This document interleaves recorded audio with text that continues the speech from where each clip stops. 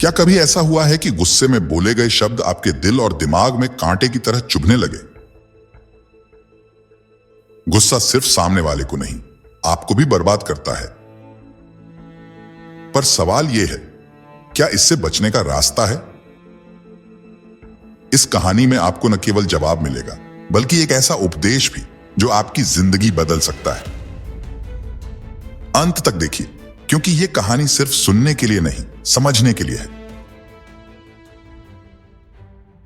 व्यासदत्त, एक ऐसा पुरुष जिसे अपने ज्ञान और मान पर गर्व था।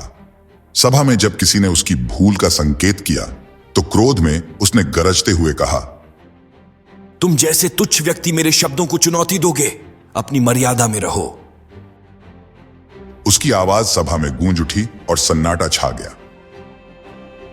परंतु उसके हृदय में एक हलचल शुरू हो चुकी थी। क्रोध से शांति नष्ट होती है और अहंकार मनुष्य का सबसे बड़ा शत्रु है। व्यासदत्त की बेचैनी रात भर बढ़ती गई। उसकी आत्मा बार बार प्रश्न करती, क्या मैंने सही किया या मेरा अहंकार और क्रोध मेरी बुद्धि पर हावी हो गया? उसकी आंखें बंद हुईं, लेकिन मन अशांत था। उसे नहीं पता था कि आज रात उसके जीवन का सबसे बड़ा सत्य प्रकट होने वाला है। व्यासदत्त की बेचैन आत्मा ने उसके स्वप्न में एक दिव्य द्वार को प्रकट किया। वह स्वर्णिम प्रकाश से आच्छादित एक अनोखी भूमि पर पहुंचा। चारों ओर शांति और मधुर बांसुरी की ध्वनि उसके कानों में गूंज रही थी।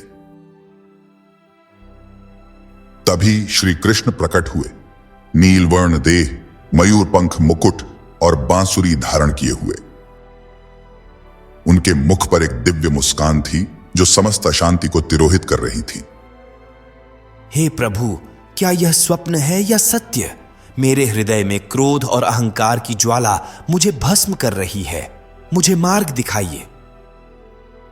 हे व्यासदत्त, क्रोध और अहंकार मनुष्य को उसकी आत्मा के सत्य से दूर ले जाते हैं। तुम्हारी बेचैनी तुम्हारे ही प्रश्नों में छिपी है। पूछो और मैं तुम्हें उत्तर दूंगा। प्रभु, क्यों क्रोध मेरे जीवन पर इस प्रकार हावी हो जाता है? हे मानव, क्रोध अज्ञान का रूप है। जब तुम्हारी इच्छाएं तुम्हारी सोच पर नियंत्रण पा लेती हैं, तब क्रोध जन्म लेता है। इच्छाओं को वश में करो और क्रोध तुम्हारे पास आने का साहस नहीं करेगा। हे प्रभु, मेरे द्वारा बोले गए कठोर शब्द क्यों मुझे स्वयं भीतर से जला देते हैं? क्योंकि हर शब्द ब्रह्मांड में तरंगित होता है। क्रोध में बोले गए शब्द तुम्हारे कर्म बनकर लौटते हैं। मौन को अपनाओ, क्योंकि मौन आत्मा का अमृत है। हे जगत गुरु, मेरा अहंकार क्यों मेरे ज्ञान को अंधकार में परिवर्तित कर देता है? अहंकार सत्य का आवरण है। यह मनुष्य को उसके ही हृदय के प्रकाश से दूर कर देता है। जब तुम विनम्रता को धारण करोगे, तब सत्य तुम्हारे समक्ष प्रकट होगा। विनम्रता ही सच्चे ज्ञान का प्रथम चिन्ह है। प्रभु, मुझे क्रोध और अहंकार के इस बंधन से मुक्त कर दीजिए। मुक्ति तुम्हारे भीतर ही है। शांत रहो, इच्छाओं पर विजय प्राप्त करो और सत्य के मार्ग पर चलो। यही जीवन का वास्तविक अर्थ है। व्यासदत्त ने अपनी आंखें खोली। स्वप्न का हर शब्द उसके भीतर गूंज रहा था। शांत रहो, इच्छाओं पर विजय प्राप्त करो और सत्य के मार्ग पर चलो। वह उठकर खड़ा हुआ, लेकिन उसका मन अब भी विचलित था। क्या यह केवल एक स्वप्न था या प्रभु ने स्वयं उसे दर्शन दिए थे? वह गांव के पास बहते हुए सरोवर के किनारे पहुंचा। वहां बैठकर उसने अपने प्रतिबिंब को देखा। उसकी आंखों में सवाल थे और अचानक उसे पानी में श्री कृष्ण की छवि दिखाई दी। उनके शब्द फिर से गूंजे, व्यासदत्त, जो क्रोध को जीत लेता है वही अपनी आत्मा के सत्य को जान सकता है। सत्य को पहचानो और अपने जीवन को विनम्रता के दीप से प्रकाशित करो। व्यासदत्त के मन में जैसे एक तूफान शांत हो गया। वह अपने गांव लौटा और सबके सामने खड़ा होकर कहा, मैंने अपने क्रोध और अहंकार से अनेकों को आहत किया। आज मैं श्री कृष्ण के उपदेश को अपने जीवन का मार्ग बनाऊंगा। मैं सबके सामने क्षमा याचना करता हूं।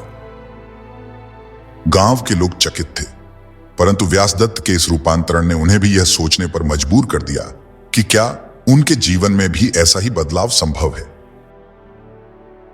यह केवल व्यासदत्त की कहानी नहीं है, यह हर उस आत्मा की कहानी है जो क्रोध और अहंकार से जूझ रही है। प्रभु का उपदेश केवल सुनने के लिए नहीं, जीवन में उतारने के लिए है। अब यह प्रश्न आपसे है, क्या आप भी अपनी आत्मा के सत्य को पहचानने का साहस करेंगे? क्रोध पर विजय प्राप्त करें, अहंकार का त्याग करें, शांति को अपनाएं। दर्शकों, आपको आज का वीडियो कैसा लगा? कृपया कमेंट करके जरूर बताएं और हमारे चैनल को सब्सक्राइब करना न भूलें।